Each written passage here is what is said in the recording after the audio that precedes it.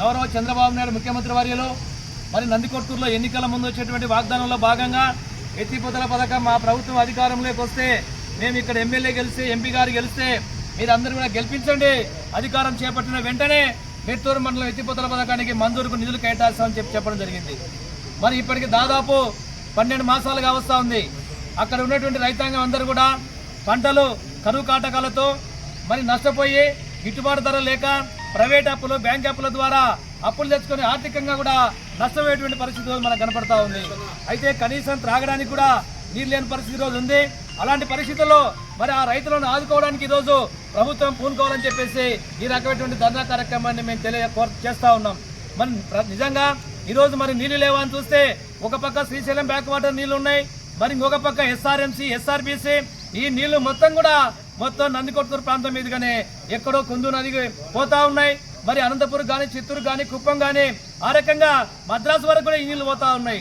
నందికొట్కూరులో ఉన్నటువంటి 1000 ఎకరాల భూములు ఈరోజు సర్వం కోల్పోయారు.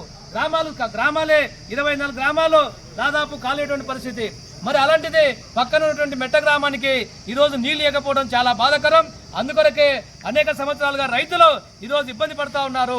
ఆ రైతులను ఆదుకోవాలి. ఆ రైతులకు పంటలు లేక పెట్టుకోవడానికి లేక వర్షం పడితే ఈరోజు పంట ఆధారపడే పరిస్థితి మనకు కనపడతా ఉంది. కేవలం వర్షాధారం మీద మొక్కజొన్న కానీ మరి శనగ కానీ పత్తి కానీ పొగాకు ఈ మధ్య కాలంలో రైతులు పండిస్తూ ఉన్నారు. ఈరోజు పొగాకు రైతులకు గిట్టుబాటు ధర లేక అనేక రకాలుగా పొగాకు మొత్తం కూడా నానిపోయి మగ్గిపోయిన పరిస్థితులు కనపడతా ఉన్నాం. కంపెనీ యాజమాన్యం వాళ్ళు సగం రైతులకు కొన్నారు. ఈరోజు అనేక మంది రైతులు కొనుగోలు చేయని పరిస్థితి ఈరోజు ఉంది. మేము మొన్ననే మొత్తం కూడా మిట్టూరు మండలంలో కొన్ని గ్రామాలు పర్యటించాం. కడుమూరు కానీ మాసిపేట కానీ ఉప్పల్దడియా కలమందలపాడు ఆ రకంగా అన్ని గ్రామాలు పైపాలెం గ్రామాల్లో మనం పరిశీలిస్తే ఈరోజు అనేక మంది రైతులు ఈరోజు మెట్ట రైతులు ఉన్నారు. వాళ్ళు సాగులో ఉన్నారు, అనుభవంలో ఉన్నారు. మరి అడంగల్లో ఆన్లైన్లో ఉన్న ఈరోజు ఆ భూమి నేటికి కూడా చుక్కల భూమిగా చూపిస్తూ ఉన్నారు. అయితే ఈరోజు రెవెన్యూ అధికారులు కానీ కలెక్టర్ గారు కానీ ఆర్డీఓ గారు కానీ అర్జీలు పెడుతున్నా కేవలం కూడా పట్టించుకోని పరిస్థితి ఈరోజు కనపడతా ఉంది. రైతులు కడుమూరు గ్రామంలో చెప్తా ఉన్నారు, దళితులు బీసీలు మైనార్టీలు ఉన్నారు. అనేక సంవత్సరాలుగా భర్త చనిపోయి భార్యకి ఎక్కించే పరిస్థితి లేని పరిస్థితి కనపడతా ఉంది. భార్య చనిపోతే భర్తకి ఎక్కించే పరిస్థితి లేదు. అయితే కేవలం చుక్కల భూమినే చూపించే పరిస్థితి కనపడతా ఉంది. రాష్ట్ర ప్రభుత్వం ముఖ్యమంత్రి గారు చెప్పారు, ఎక్కడైతే చుక్కల భూములు ఉన్నాయో ఆ భూములన్నింటినీ కూడా దాన్ని రెగ్యులర్ చేయండి, వాళ్ళకు ఆన్లైన్లో ఎక్కించండి, రిజిస్టర్ కావడానికి ప్రయత్నం చేయమని చెప్తే వీఆర్ఓలు స్పందించడం లేదు, తహసీల్దార్ గారు స్పందించడం లేదు. అర్జీలు పెట్టడం తప్ప సమస్య ఏమాత్రం కూడా పరిష్కారం కాకపోవడం వల్లనే ఇక్కడికి మేము అఖిల పోరాడానికి జిల్లా కలెక్టర్కు ముఖ్యమంత్రి రెఫర్ చేయడానికి ఈ మిట్టూరు మండలం ఎత్తిపోతల పథకానికి రైతుల ఆన్లైన్ విషయాలు కానీ రైతుల పాస్ పుస్తకాలు కానీ మరి ముఖ్యమంత్రి గారు ఎన్నికల ముందర ఇల్లు లేని నిరుపేదలందరూ కూడా గ్రామాల్లో 3 సెంట్లు పట్టణాల్లో 2 సెంట్లు ఇస్తామని చెప్పారు.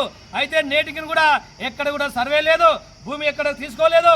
అందుకనే ఏదైతే ప్రభుత్వం ఇచ్చినటువంటి నిరుపేదలందరూ కూడా ఇళ్ల స్థలాలు ఇవ్వాలని, ప్రతి లబ్ధిదారుని కూడా రేషన్ కార్డు అర్హులైన వారందరూ కూడా ఇవ్వాలని డిమాండ్ చేస్తూ ఈ ధర్నా కార్యక్రమం చేపడతాబోతున్నాం.